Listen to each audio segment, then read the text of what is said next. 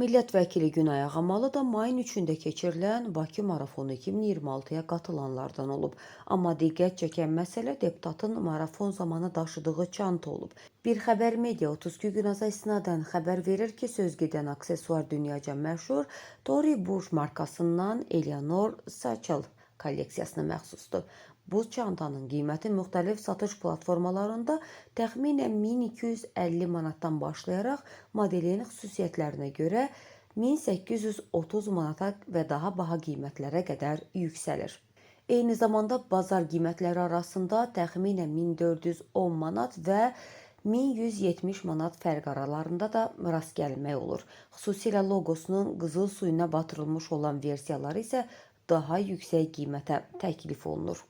Deputatın marafon qaçışı tədbirlərinə belə lüks marka seçimi marafonda diqqətimizdən yayına bilməzdi deyə sayt məlumatında qeyd edir.